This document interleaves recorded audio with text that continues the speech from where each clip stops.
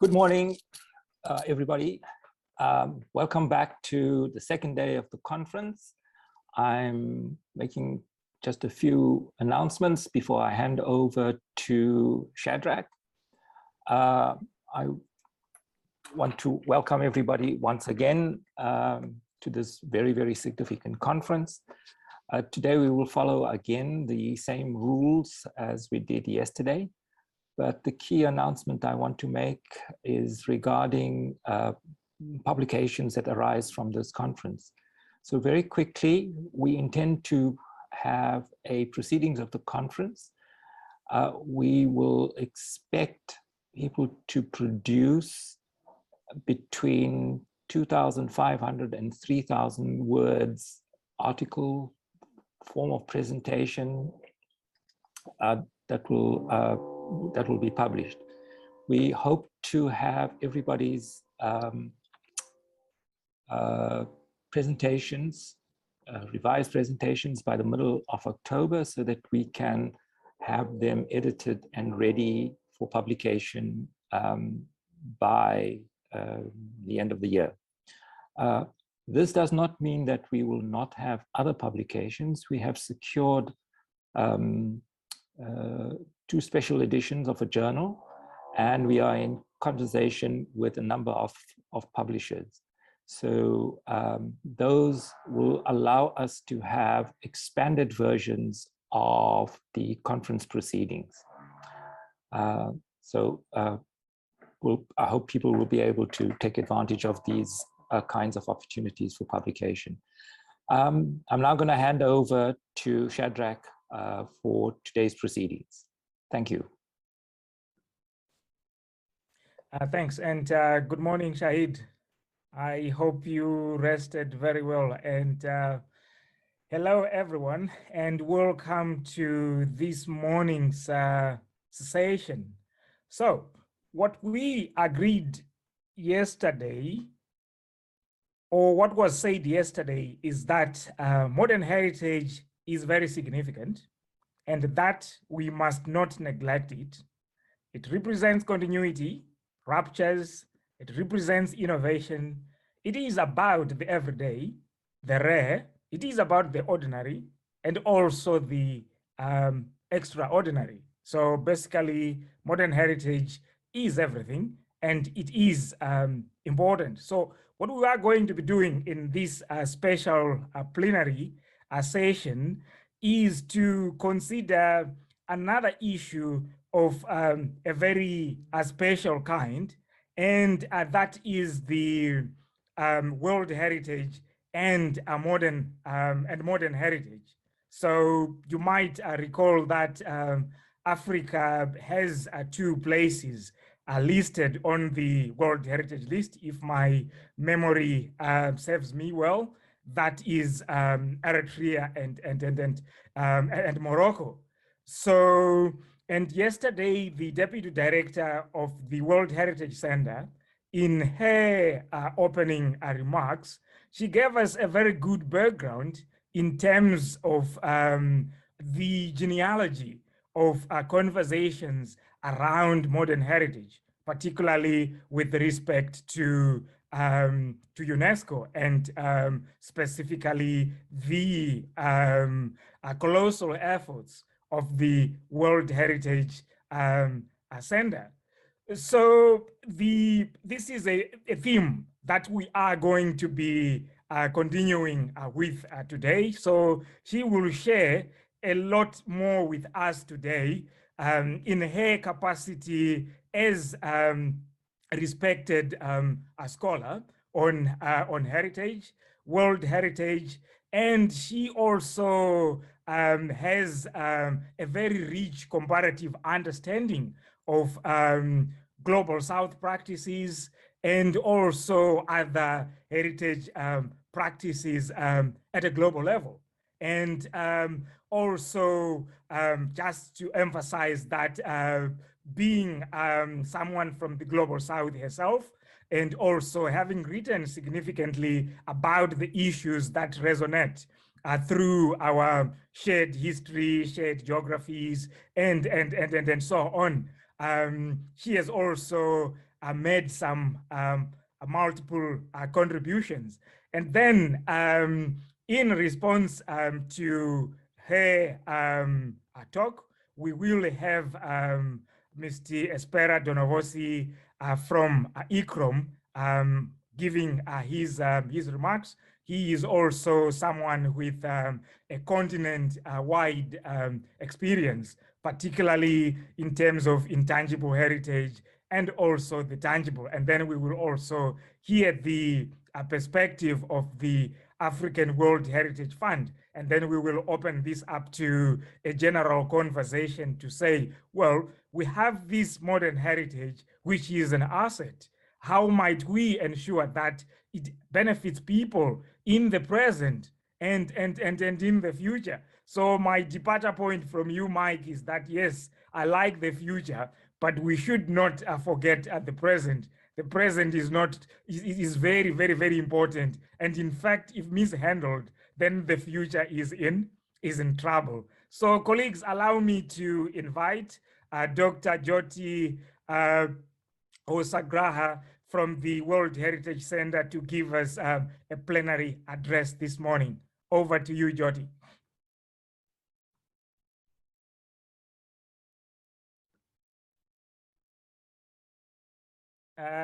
Do we know if Jyoti is logged in?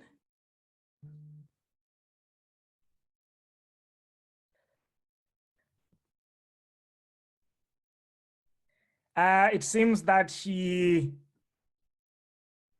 is not logged in yet, and so we might need to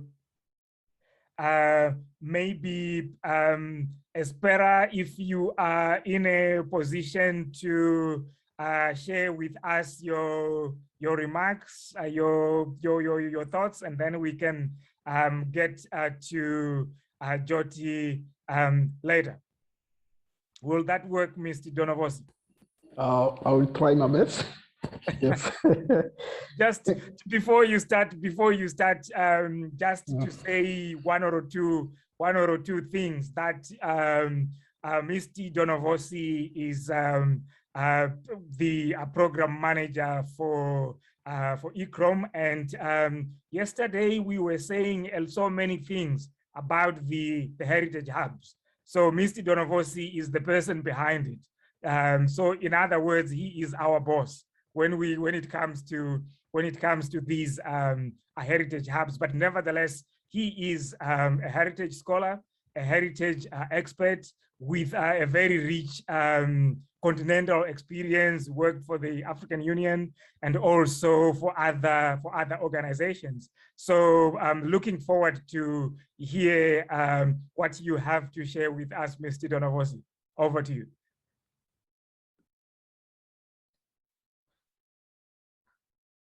Thank you, Professor Chilekure. I'd like to thank everybody for taking time to be at this important symposium. And then since last year, we'll be speaking about modern heritage in Africa, And then for me, it's a great pleasure. Although I was first expecting Dr. Jyoti to speak before I could just present the U50 Africa program and say and show how it fits into this particular new program on the continent.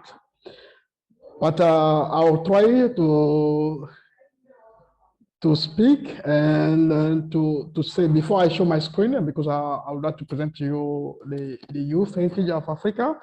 But just want to have some comments on my thought and view on modern heritage in Africa. And we be discussing this last year, since like it's been something new for the continent. And personally, I think it's not new. Africa is quite rich. Africa has been creating heritage. Africa has been documenting the world. Africa has been there for so long.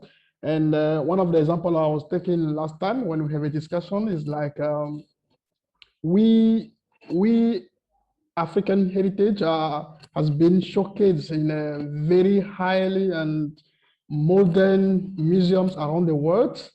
but it's called artifact, but it's still something that has been created at some point. So for me, the theme of modern heritage is it need to be very reappropriate into an Africa context. And what I also want to say about that particular is like young people. I call myself as a young person, but young people need to really be educated about what we call modern. Modern doesn't need to come from anywhere. Modern exists today where we are. Modern is our thing. So we cannot relate ourselves as a we cannot relate ourselves into something modern by saying from some in other space. The modernity we are talking about is today, is something we are creating today. So even this symposium for me is kind of it's a modern heritage that we are developing. So I would like to really tell you that what we as ICCROM are doing is really fitting to what we are trying to say since last year about the Modernity of Africa. And allow me to share just my screen. If I can, somebody can allow me to share the screen, it will be good. I'm not able to share screen if it's possible. Janet, can you please help make him co-host? Sorry, I've made him able to share now. Okay, thank you.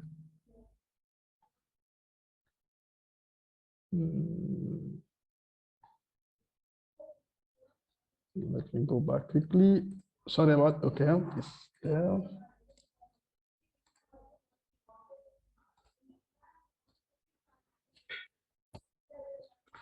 So as you can see on the screen, the program is called U50 Africa. It's been developed together with our partners, the African World Heritage Fund and École du Patrimoine Africain.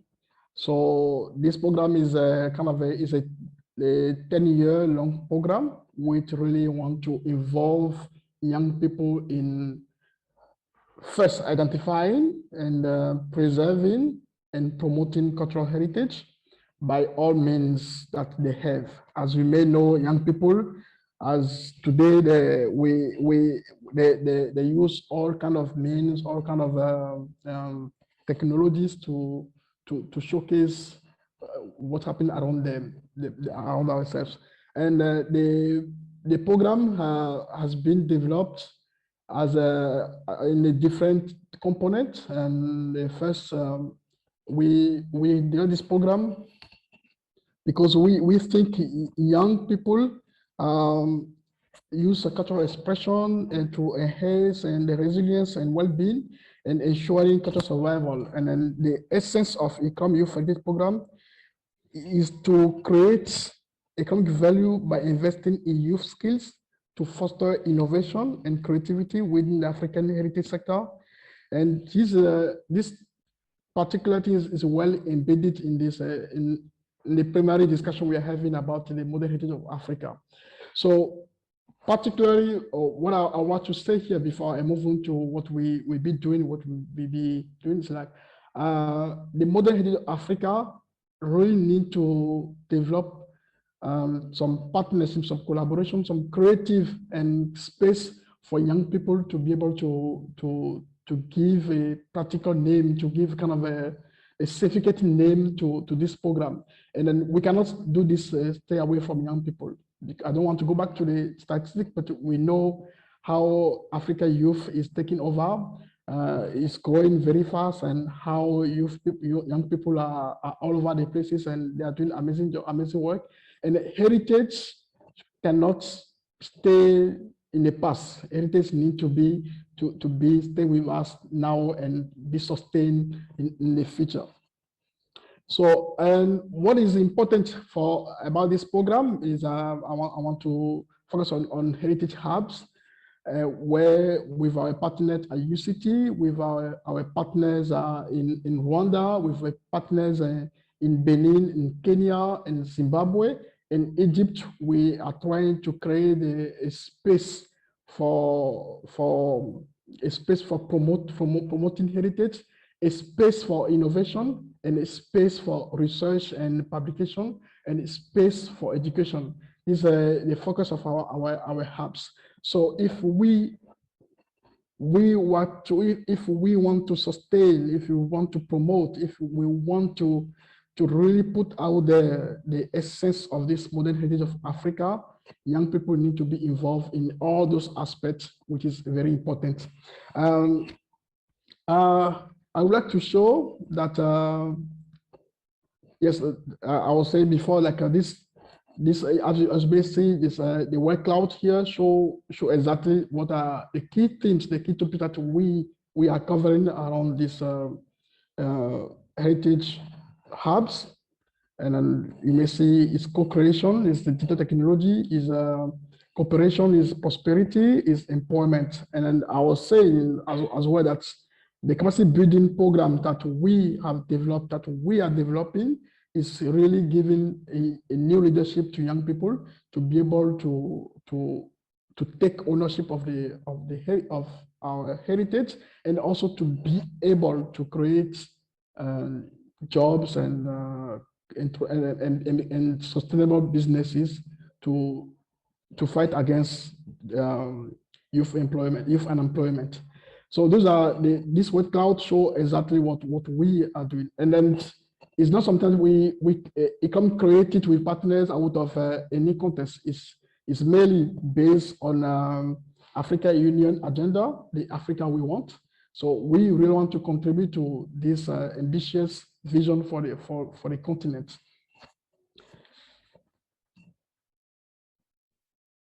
So this kind of a sort of overview of what we've been doing so far and what we've been creating as outcomes since last year, because the program was supposed to kick off last year. Due to pandemic, we could not be able to launch officially the program. But with partners, we've been doing so many things on the ground. We have trained already 223 young people around the continent in various thematic of heritage. We also have conducted some researches and publications, and we are still doing this on a regular basis. We have, for instance, giving grants to some young people on the continent in Cameroon, in Benin, in Burkina Faso, and in Botswana to develop virtual exhibition, because due to pandemic, people were not having access to heritage sites or to heritage activities. So we would like to use technologies to showcase heritage. So they develop a very beautiful virtual exhibition that and still ongoing activity with our partners in Benin, École du Patrimoine Africain, EPA.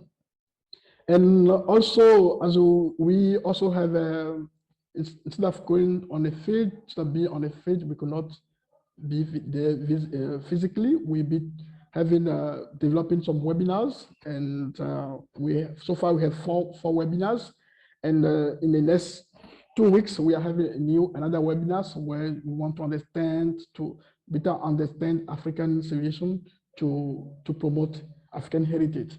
So these are kind of a brief result of what we'll be doing on the continent and with our partners. And so far we have 30 partners, institutional partners, implementing partners, funding partners.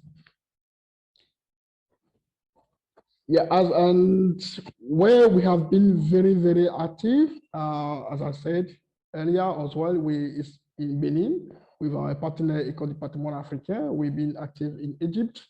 We've been very, very active as well with our National Museum of Kenya. Now we are developing a proposal for Heritage Hub in Rwanda with the Rwanda Cultural Heritage Academy. We are working together with the Musée d'Exposition Noire of Senegal in Dakar, with UCT in South Africa, and with Great Zimbabwe in Zimbabwe. So this has been like where we have focused on mostly activities for this year, and I will continue by developing more hubs in the future action plan. And what I want to say here before we move on to other part of my discussion today is that we have a different focus in different countries. Like the focus, for instance, in Benin is mostly based on building capacity for young people to understand heritage essence, to identify heritage, to know how to preserve heritage and promote it. So we are creating young leaders to cover the value chain of promoting or sustain cultural heritage for the continent. In Egypt, for instance, we are also investing, we are developing proposal for collaborative postgraduate studies on a content where young people should have access, because in primary research, we see very few academic institutions on the continent offer heritage promotion or heritage conservation studies. So we would like to have some programs where young people can be able to, after graduating, be able to study heritage and the full run. And we are creating this as well with South Africa, with Senegal, where we want to have a collaborative studies within those institutions on the continent. In Rwanda, with the Cultural Heritage Academy in Rwanda, we are using performing arts and technology to promote heritage, to also trying to create businesses, try to promote innovation, try to promote entrepreneurship within among young people, to safeguard, to promote heritage. And we are doing also the same thing also between Rwanda and Kenya. Is a kind of a similar program. In Zimbabwe, we are developing a community engagement, because we cannot promote heritage without involving community. And then, yes, we are involving young people, but we also want to hear from people living heritage, people supporting heritage. It belongs to them. So we would like to work together with local communities to develop collaborative projects to promote heritage. And all those activities are within the ICCROM site. Those activities are responding to Sustainable Development Goals, Goal 4, Goal 5, Goal 9, Goal 11, Goal 16, 17, 6 goals. But as you may see from what we do, basically, Goal 11 is the core of what we do, but it really talks to respond to all other goals that we list here. So we want to promote quality education. We want to promote gender equality, and everything we do, we're trying to make sure that all women are represented, that men are represented, so we don't we balance the gender. We also trying to be very innovative as well, using technology to promote heritage. We also trying to create very big partnership, and actually the program is developed based on partnerships, and the program is being implemented based on partnerships. So we also think that involving young people to promote heritage is also kind of contributing to peace and justice and institution as well, because young people are at the core of everything we do. And also, yeah, as I said, we live in Goal 11. So our program is responding to all those goals, and then these are some of our partners quickly that are we list here. And then what we have coming up, like we are trying to have capacity building activities. We're having to have artistic and innovative projects. So that's where we think exactly that the modern heritage of Africa needs, yeah, it's there already, it's been identified, it's been promoted, but young people should get more involved, and even if get involved in promoting the existing heritage, but also creating new heritage. And then all those, we need to have establish a working space kind of for young people to be able to be involved and contribute to the discussion on promoting heritage. We also create forums webinars and seminars for young people to engage and share thoughts and views on how they think. Yes, yeah. So I don't want to take more of your time, but I would like to make this statement to say the modern heritage of Africa need to be conceptualized according to what we think African identity is. We don't want to use a kind of a borrowed explanation of modernity and get lost into how we help young people to identify, because there's already an issue of young people be able to understand what is modernity for them. So we need to develop kind of guidelines. We need to develop a criteria for within our continent to say how do we understand our African modernity. And I also want to say that young people involved in the program will create gaps, create partnership between other partners, so we can be able to really move forward with our heritage, sustain our heritage, promoting our heritage, and create jobs and economic value for young people with the heritage. So thank you for listening to me, and then we are open to more discussions about what we do and how we create more synergies around the continent to promote our heritage, either being modern, intangible, or tangible heritage. Thank you. Thank you so much. Who wants to be a millionaire? Who wants to be young? And who is a youth? That was the message from Mr. Donouvossi. So young people, take this opportunity.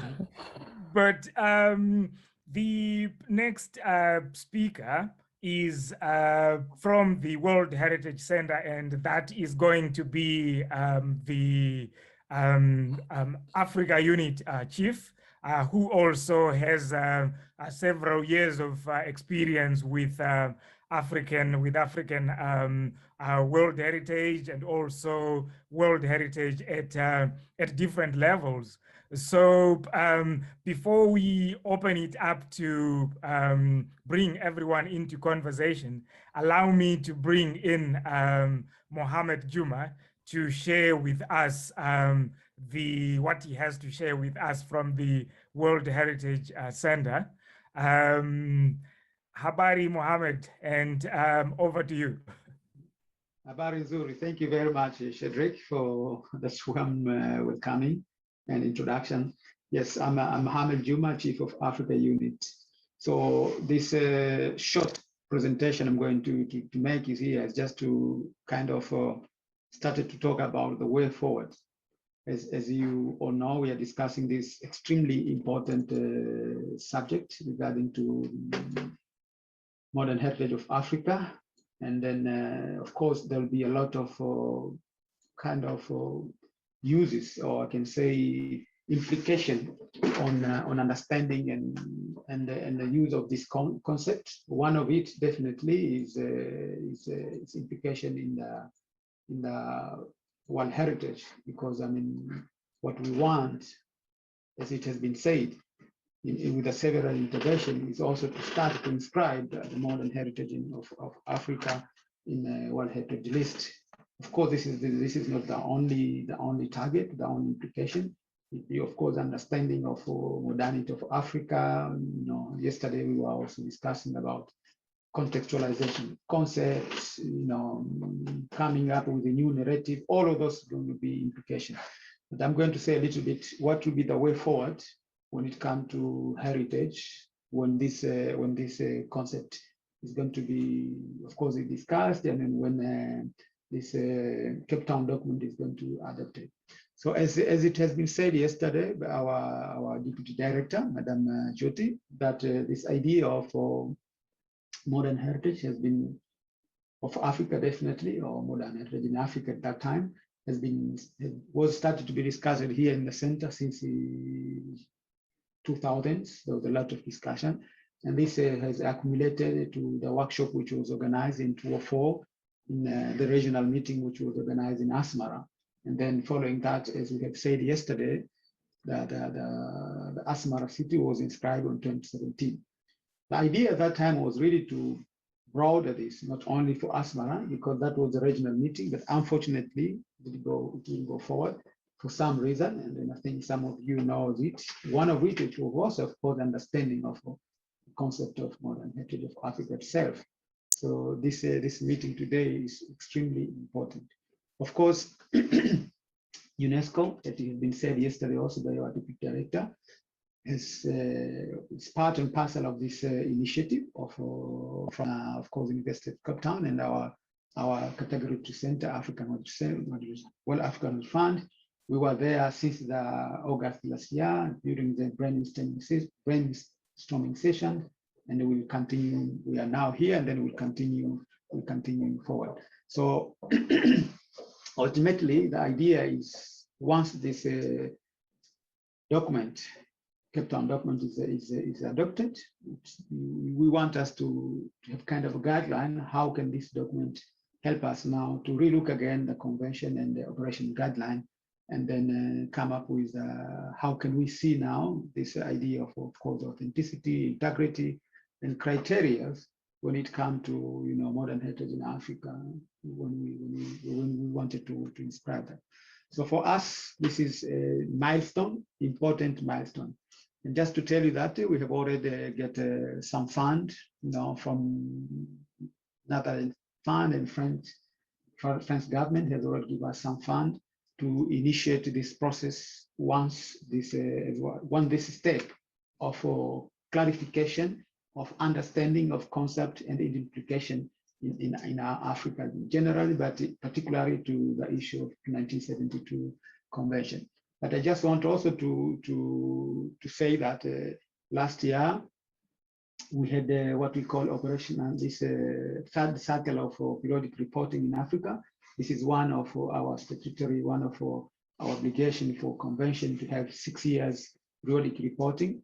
And one of the action plan, following periodic reporting, we have what we call action plan, the regional action plan. This is six years regional plan. And one of the action of this action plan, which was adopted last year by the World Heritage Committee, is to look again at the idea of thematic studies. One of it was to do something with modern heritage. We can say that we had already planned to look at this initiative, because we knew that we are going to have this conference in September, and then following that, it will be our time. So what are we going to do exactly?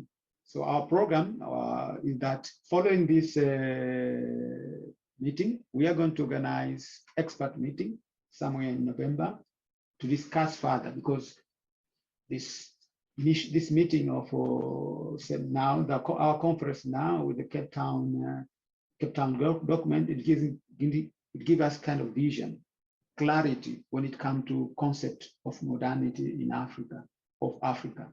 So what we're going to do with expert meeting in November, beginning December, after our general conference here, is now to focus down, to zoom down, to go down and see, okay, if this is a concept of understanding of modern heritage of Africa, how can this understanding be part now integral of convention? How can we interpret when it comes to 1972 convention? So that's an expert meeting will give more clarity, will zoom down to how to integrate, understand modern heritage in Africa in the convention. Following that, of course, that expert meeting will also give ideas, conduct what we call thematic study and gap analysis when it comes to these specific themes of our modern heritage. And then, of course, we will also commission those thematic studies and gap analysis to understand how should be the theme. And yesterday, some of you had followed some discussion from Jyoti. Jyoti has already initiated some kind of thematic study. Of course, we'll be inspired by that, but also we'll go deep to see how can we frame our thematic study and gap analysis when it comes to this. We'll do this with our partners, definitely advisor body, say ICCROM and ICCROM, but also I think some university in Africa will be party of this. Of course, while we are doing that, we'll also promote the idea of modern heritage in Africa, because we are going to have these regional workshops in some region for them to understand it very well. The idea is to support state party, once we have understanding, linkage between understanding and the convention, once we have thematic study and gap analysis, regional workshop will be now a moment to support the state party to understand the notion of our heritage, to do inventory. This is exactly very, very important. Yesterday, and in some of our sessions, we have seen different, I can say, typology and the ideas. So we wanted to do inventories of those heritage, modern heritage of Africa, with understanding of what African understand is the modern heritage from different angles. So we'll do inventory of that. But the other thing that of course we will also update some of them, because some of countries have already done inventory. And then we want to do something very, very important, what we want to harmonize our tentative list. Because Espéra today, I think some of you understand what is tentative list. The list country which put in disposition before inscription. Any site which need to be inscribed, first it goes to tentative list and then it's going to be inscribed. So we wanted to harmonize this tentative list following the national heritage, national inventories that we are going to do in each countries. And then, once we have this tentative list of country, then it will be a moment to start to support countries in terms of developing, nomination. So in practically, we can say we have like 5 stages. First would be expert meeting, which is going to zoom down the concept and liaise it with, link it with the conventions. We are going to have thematic studies and gap analysis. We are going to promote this initiative to state parties, especially focal points of state parties, because they are the most important, our discussion point, entry point with the state party. We are going to support state country in doing inventories of their site areas which have understanding of modern heritage following our definition. And of course, we are going to harmonize tentative lists. Those are the 5 steps which we wanted to take. Following that, then once we have a tentative list, the countries will be ready now to of course, develop their nominations when it comes to modern heritage of Africa. And I'm insisting of Africa. Africa country today, they are not stopped to inscribe their heritage, which have a modernity connotation like Asmara. But our target here is to really to inscribe modern heritage of Africa. When I say of Africa, it means which coming from our discussion, with this discussion, how do we understand modernity in Africa? And that's very, very important. But along the process, of course, what is very, very important is to mobilize all actors and our partners. We are talking about, as Espéra say, youth, site managers, civil society, universities. We are going to mobilize all of them and get a moment of dialogue. So through those regional planning, definitely we will involve those partners and the other civil society. I want also to reiterate that next year's 50th anniversary of 1972 convention is also a moment to discuss about these ideas. So as you know, 5th of May is African Water Days. Probably it can be also a moment to talk about this modern heritage, because this is really a milestone, saying that now Africa is a modern Africa. Or modernity of Africa is now coming to the heritage. This is, I think, is very, very important to celebrate it during the 5th of May. So in a nutshell, Chairman, this is what we are going to do from now on. So tomorrow's and this week milestone is very, very important for us to start to take another step towards inscription of modern sites of Africa. Thank you very much. Thank you so much for sharing those thoughts with us. I am just trying to resolve a minor issue in the program. If you can just give me 1 second to consult. What is happening is that Jobs was supposed to come in, but then I'm getting a message that perhaps we need to play a video from Ishan Lawson. So I'm just trying to clarify that, but once I get clarification, then I will be able to give you the direction. But Mohammed, thank you so much. And it warms our hearts as Africa, as the world, to hear that the World Heritage Center is or has practical steps to implement this, to take this forward. And the experience is there. There is Asmara and there are other places. So we thank you for that. So before we open it for questions, allow us to just play a video from Ishan Lawson, and then we will come back to the questions. Jacques, over to you.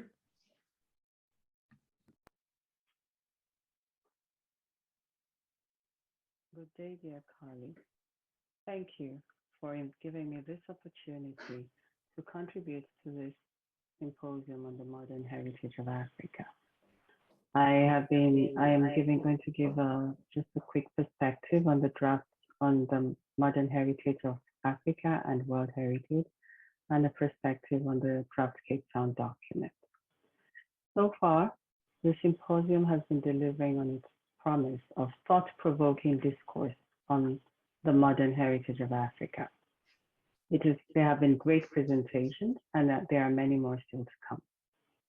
One of the main outcomes of this symposium will be the Cape Town document on modern heritage, which is conceptualized as an African contribution to the theoretical frameworks that shape the implementation of the World Heritage Convention.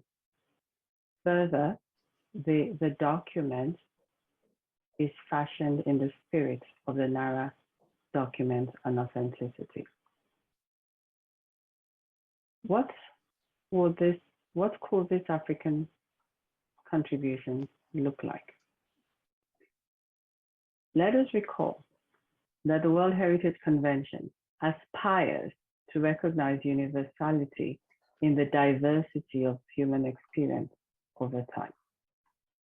A quick search for the terms modern, modernism, modernity immediately evoke a period of human history, the last 150 years. It brings to mind rapid social change, industrialization, and advances in science. The very definitions of these terms are linked to specific human civilizations. As the conference deliberates further on what the Cape Town document should look like, let's share a few thoughts for consideration. In his recent book, The Yorubas, A New History, Professor Akin Ogundiran tells us the story of Ile-Ife and how its growth was based on its glass bead industry from the 11th century and continued right up to the 14th century. And much of these glass beads were found in several parts of West Africa and the wider Malian Empire. This urban center was able to produce large amounts of glass beads that fostered a concentration of skill and specialization that led to innovations in terracotta and stone sculptures, the use of pottered pavement and wall tiles, and the origin of a vast commercial glass bead trade network in the West African sub-region and beyond. In its heyday, it was innovative and it was the place to be. Guinea, Timbuktu, Great Zimbabwe, Benin, several of these places remain today as modern cities. If they were considered hip in their time, were they modern in those contexts?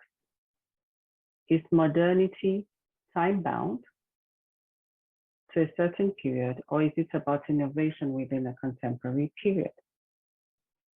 How do we recognize the universality of the layers of history that continue till today? While the historic urban landscape approach provides us the possibility to manage heritage resources in constantly changing urban settings, are the urban centers modern, or are they purely historic.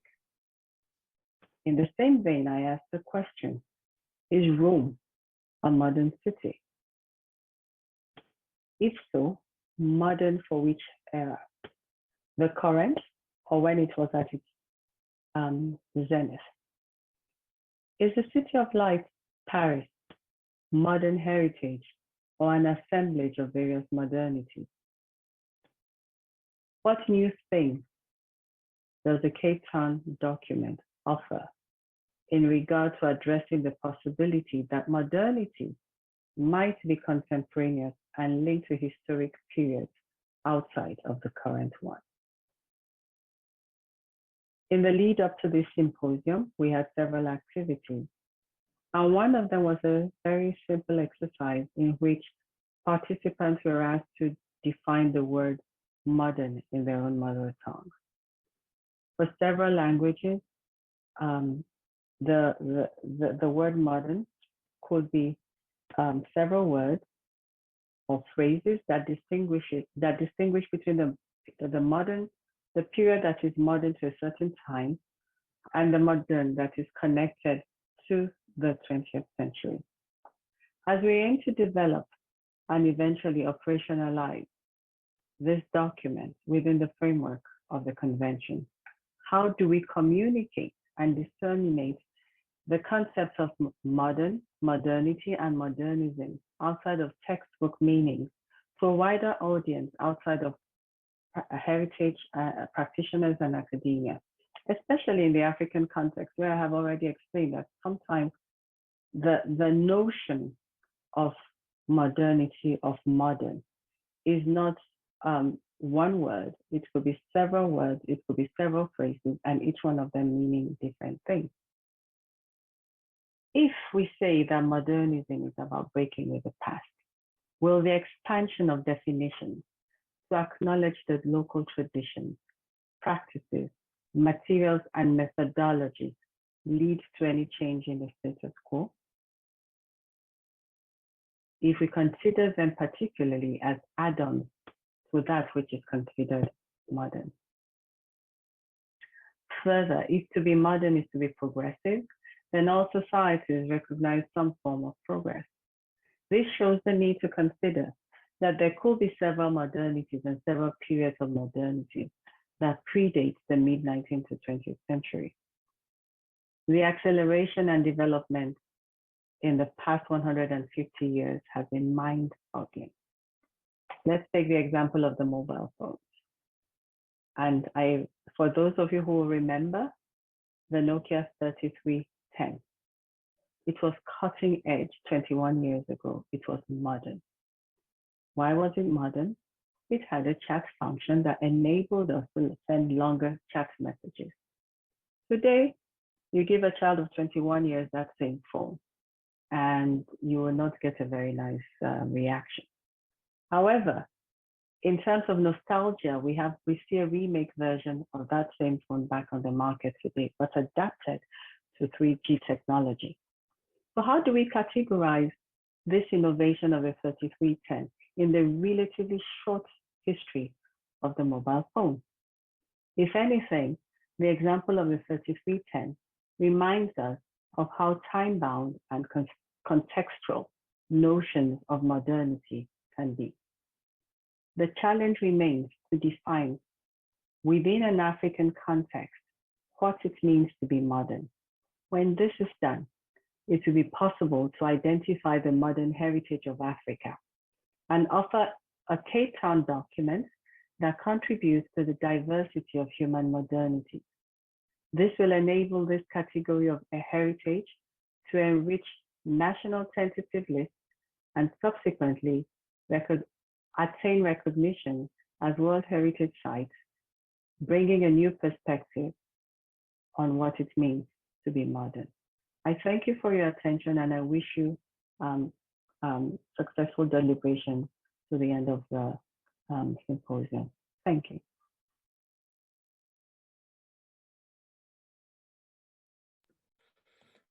Okay, that was so profound, touching on the many issues that have been raised in our discussion. So at this point, allow me to open up the floor to take up any questions. If you want if you have specific questions directed either to Mohammed or to Espéra, or if you just want to make a general comment on an issue resonating with the theme of World Heritage and Modern Heritage, then the floor is yours.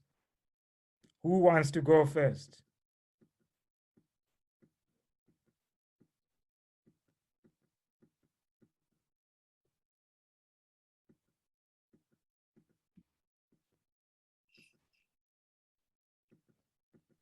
Chair Shadrach, it's Laura. I have a hand. Mine is just, may I go ahead in the absence? Please, please go ahead. Actually, I was trying to see where to find the hands, so you have helped a lot. Yeah, mine is just very brief and in response to Mohammed's 5-stage program for unrolling let's put rolling out modern heritage of Africa. On behalf, I'm going to say of ICCROM and probably of all the advisory bodies, I don't know if anybody else is here from the other two, that we are fully supportive and will be fully engaged in this really exciting program. It's been a long time coming in the sense that we've all acknowledged the need to engage in this.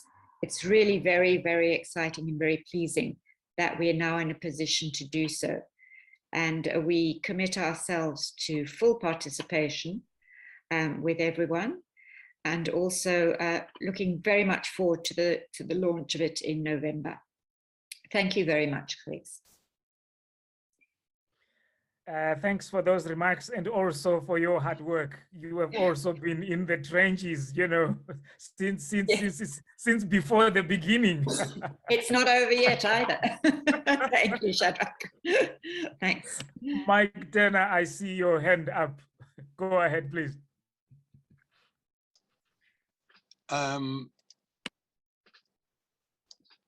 Thank you, Shadrach, and thank Espéra and Muhammad and Ishan Lawson for these presentations. I just mainly as a comment, one of the things which we've thought about within the document is to reference the aspirations for the Africa we want.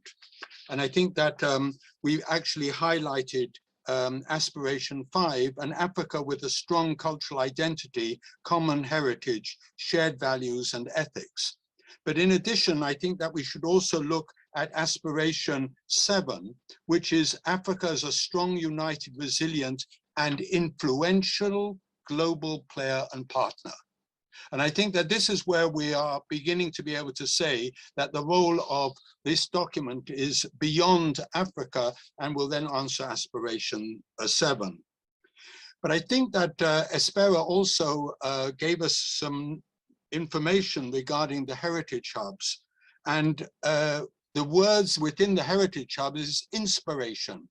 So we now have aspiration and inspiration as essentially referencing exactly what we mean by modernism. And if we would like to look at that within that area, within the speed, Ishan Lawson also highlighted the issue of its being defining itself as innovation. Now, these things might be just simply buzzwords, but they're very important because they actually bring together the language which we want to then recreate these ideas. And what both Ola and Olga explained to us yesterday, it is beyond the time and part of a philosophy, a mindset, which we actually have to respond to. And this is where we can make a difference within this, within what is happening. So I think that what is wonderful here, which is really quite unique now, is that we have lots of people. I don't think we need to standardize. What we need to is harmonize. In other words, to create then voices, which instead of a cacophony, we create a symphony of ideas, which will bring us together over the next 2 years. I really thank Ishan Lawson, Muhammad, and also Espéra for their wonderful ways of support, which have been taken on board by Laura. Thank you. Symphonies and melodies. Thank you so much, Mike, and for those great comments. Palesa Kadi, you can ask your question.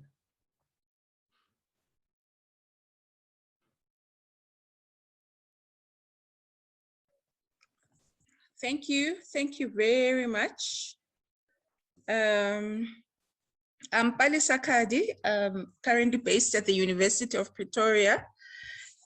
Mine, as I was going through the presentation on youth and the heritage hubs, it made me think that I just remember that I come from a generation of the Robben Island training program, which was one of the very first initiatives we had in South Africa and continent-wide in terms of preparing young people to be practitioners.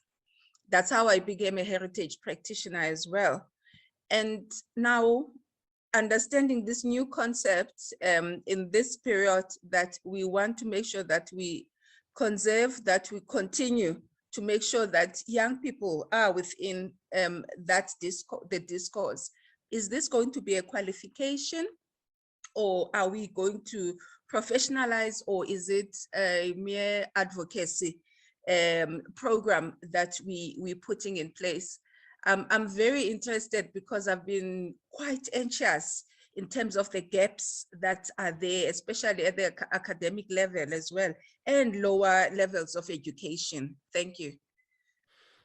Hosiami, the short answer to your, yes, that speaks to capacity building, that speaks to growing our own timber, and that also speaks to training the future generation, or the present and the future generation, as it were. So part of the ICCROM program, what Espéra was talking about, also involves African universities coming together, and Muhammad also is running a similar program for where the UNESCO World Heritage Center is partnering with African universities. I think there are 3 or so UNESCO chairs that have been appointed in different parts of the continent to take this issue of training forward. And then UCT, ICCROM, and the Mombasa hub and others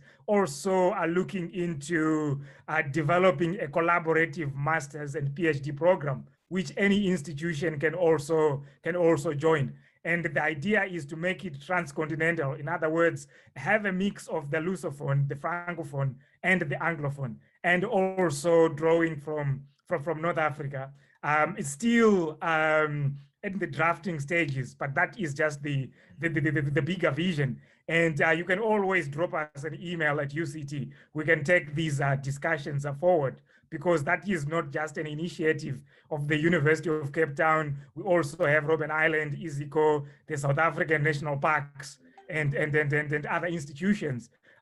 So the more, the merrier. That would be the short response to your question. Bayo Amole, I saw you were trying to speak.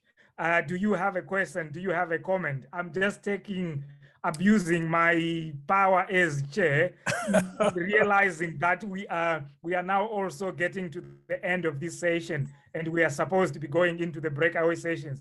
But yes, nevertheless, you have the floor.